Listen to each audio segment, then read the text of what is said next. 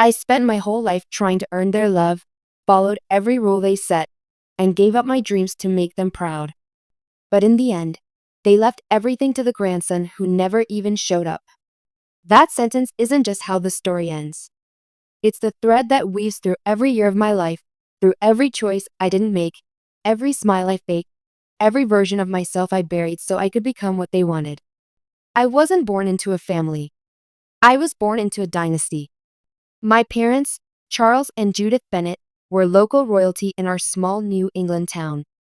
My father was a war hero turned real estate magnate, known for building half the city's skyline. My mother was the daughter of a senator, polished and proud, who could crush you with her words and still have lipstick that didn't smudge. Their love story was the kind that made headlines, a power couple united by ambition, wrapped in the image of perfection.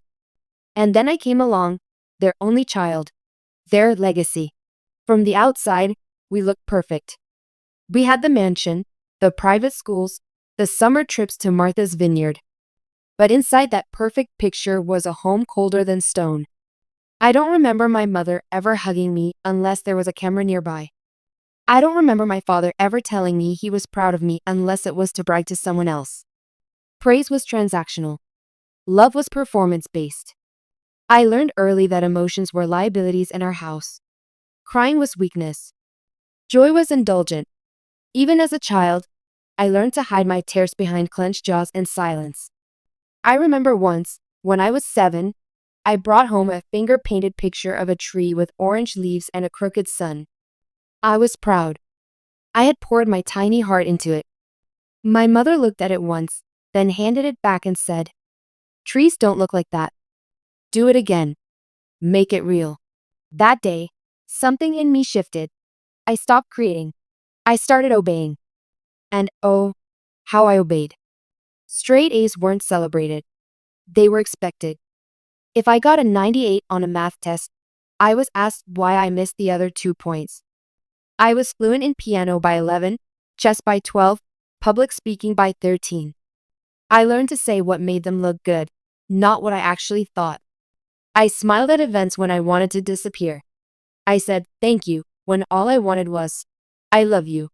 Every time I gave up a little more of myself, I told myself it was temporary. That once I earned it, their approval, their love, it would all be worth it. But that day never came. When I was 14, I told my father I wanted to be a writer. He laughed. I don't mean a little chuckle. He actually leaned back in his leather chair, threw his head back, and laughed like I told him I wanted to be a clown. "A writer?" he said. "You mean poor?" My mother didn't even look up from her magazine. "We don't do art in this family," she said. "We create empires." So I put my stories in a box. Literally. I packed away every short story I ever wrote, every poem, every notebook, and shoved them into the attic. So instead, I joined the business club. I followed in my father's footsteps and got into Yale. I graduated with top honors. And before I even turned 22, I was already working at the family firm, Bennett Holdings. You'd think that would be enough.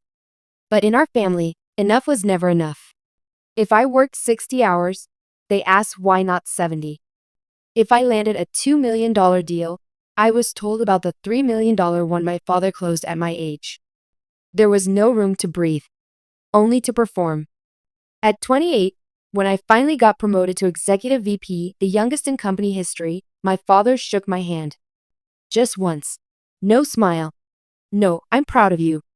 Just don't let it go to your head. You still haven't earned the board's respect. You still haven't earned it." That was the refrain of my life.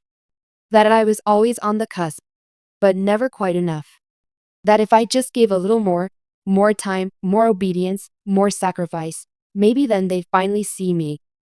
But I think the moment I truly realized how far I'd gone was the night of my 35th birthday. I was alone in the penthouse they'd helped me buy. I'd just returned from closing a massive deal in Tokyo. The champagne was still chilled in the fridge, untouched. I had no one to call, no one to celebrate with, not a friend, not a lover, not even them. I called my mother out of some last shred of hope. Maybe they'd at least remember. She picked up after the 4th ring. Yes, it's my birthday, I said, trying to sound casual. A pause. Then, oh, right. Well, happy birthday, Daniel. We're at the club with George and Marianne. Can I call you tomorrow? I said yes, of course. Like always. Then I sat in the dark, the city glowing beneath me, and wondered what it was all for. It would still be a few more years before the final blow, before the will was read, and I realized that everything I had done was for nothing. But the foundation of that betrayal wasn't built that day. It was built over decades. Brick by brick, rule by rule, scar by scar. I gave up who I was for them. I walked away from love, from art, from my own soul, just to wear a name that never really belonged to me. And in the end, they gave it all to someone who never even showed up.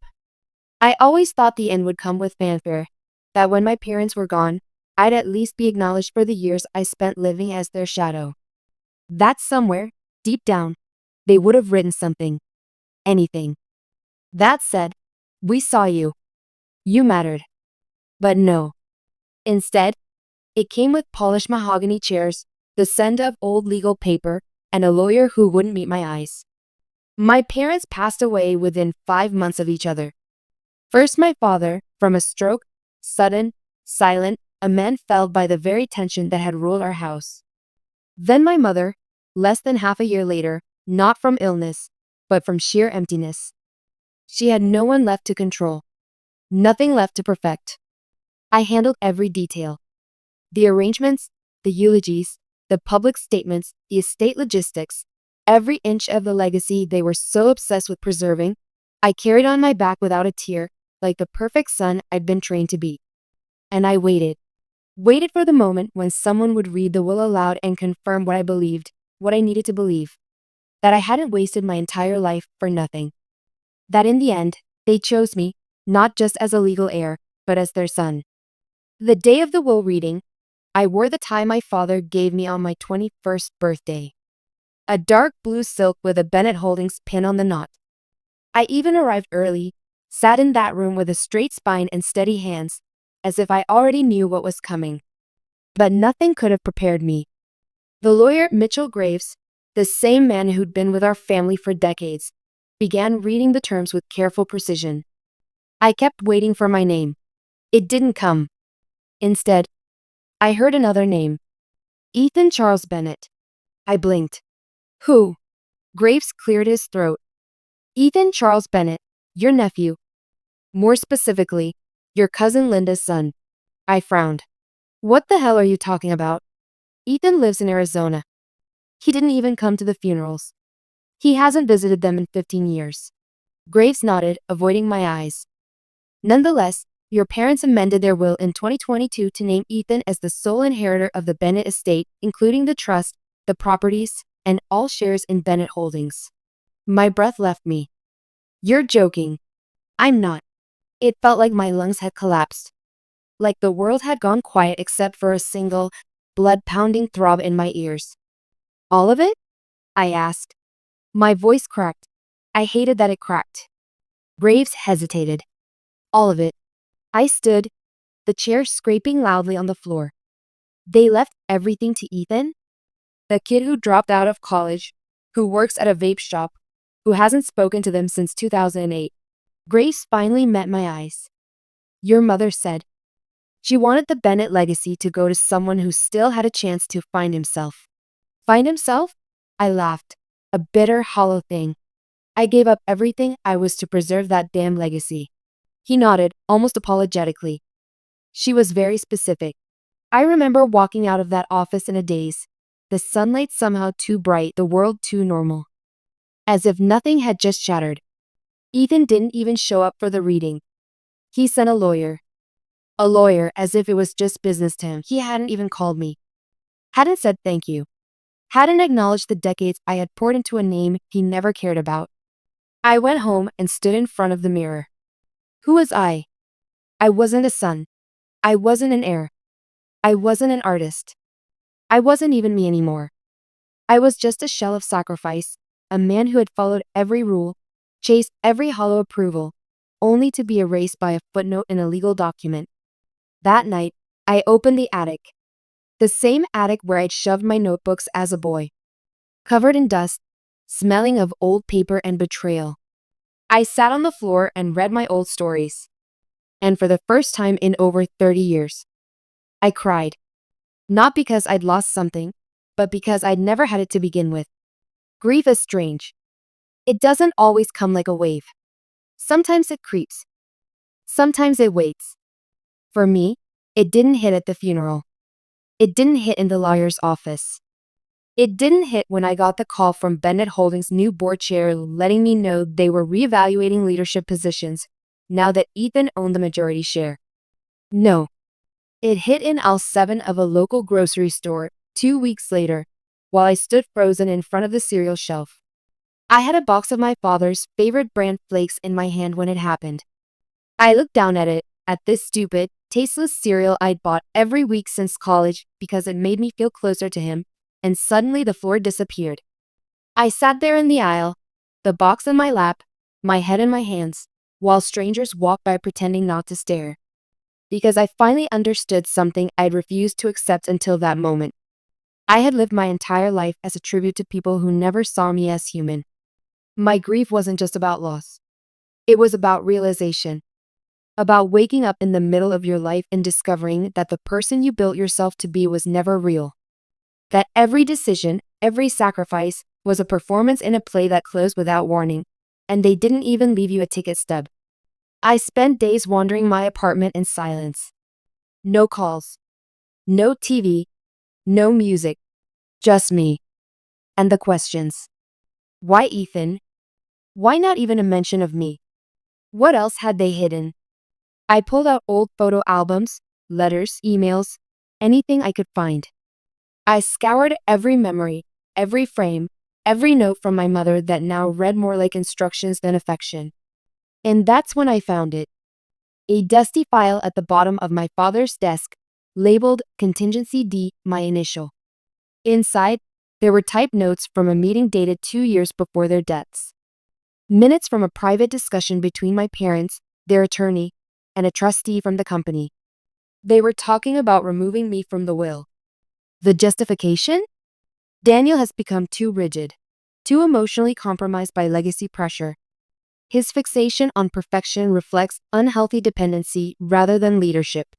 They thought I was too loyal, too obsessed with being what they wanted. And instead of addressing it, instead of speaking to me, they cut me out like I was a defective limb. As if I was some overprogrammed machine they were retiring. That's when the tear stopped. That's when the numbness turned to heat. That's when I made a promise. If I was too loyal to be part of their legacy, then I'd burn that legacy to the ground. But not out of rage. No, rage is messy. Temporary. What I wanted was clarity. Revenge that would echo louder than any obituary. So I started with the one thing they never truly understood. Me. Revenge isn't about anger. It's about alignment, when every part of your soul stops asking why and starts answering how. I spent weeks relearning who I was, not the version they curated, but the real Daniel. The one I'd buried. The one who used to write late at night under the covers with a flashlight. The one who saw stories in stock tickers. The one who was never allowed to exist. And as that version of me resurfaced, so did a clarity I hadn't felt in decades. They thought Ethan could replace me? That he could walk into Bennett Holdings, a company I'd spent 15 years running, and wear my crown like it was made of paper? Fine. Let him wear it. I'd show the world just how sharp the edges were. I began quietly, methodically. First, I reached out to every senior executive still loyal to me, the ones who whispered, "You deserve better," after the will reading, the ones who had once told me they'd follow me anywhere. I didn't ask for loyalty. I didn't need to. I just said, watch what happens next. Then I started making calls. One to a venture capital firm in Boston that once tried to poach me. One to a European investor who always said Bennett Holdings was too conservative to evolve. One to a logistics tech startup I'd mentored years ago, who were on the verge of becoming a serious player in East Coast development. Within 2 weeks, I had something my father always told me was more powerful than money. Leverage. I partnered silently with the VC firm and began buying minority shares in Bennett Holdings subsidiaries, ones that Ethan hadn't paid attention to, ones he didn't even understand. Quietly, legally, precisely. He still thought business was about charisma and inheritance. But I knew the system. I built it. Then, I released a white paper under a pseudonym, a full-scale analysis of Bennett Holdings' outdated strategy, missed innovations, and declining internal culture. It went viral in the real estate world within 48 hours. Ethan panicked. He called a meeting of the senior team. Tried to sound like my father. But I had already spoken to 4 of those execs behind the scenes. They fed me the minutes. They told me he was sweating, stammering, blaming others. Perfect. Exactly as planned. Then I made it personal. I scheduled a meeting, not as Daniel Bennett, disinherited son, but as the new strategic advisor to a rising competitor that had just secured an 8-figure funding round. Thanks to me. When I walked into the room, Ethan's face went pale. He hadn't seen me since the will reading. He stood awkwardly, hand out, trying to perform confidence. I didn't shake it. I just sat.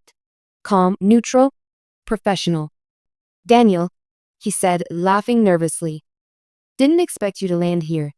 I looked at him the way my father once looked at me. Clinical. Cold. Dismissive. Of course you didn't, I said. You never understood the game you inherited. He tried to brush it off. Tried to regain control. So, what, you're trying to compete now? I leaned forward slowly. No, Ethan. I'm not competing. I'm reclaiming. Over the next 6 months, the cracks in Bennett Holdings became chasms. Investors started pulling out. Subcontractors started switching sides. Their expansion project in Virginia fell apart when the startup I backed launched a faster, smarter alternative. Everything Ethan touched started turning to dust. And all I did was smile. Because I wasn't fighting him in the open. I was pulling strings from the shadows, exactly like my parents had trained me to do. Only now, I wasn't doing it for them. I was doing it to them. By the end of the year, Bennett Holdings was barely breathing. Their market cap had fallen by nearly 40%. The board was in chaos. Investors were begging for someone to steady the ship. And Ethan? Ethan had vanished from the media spotlight.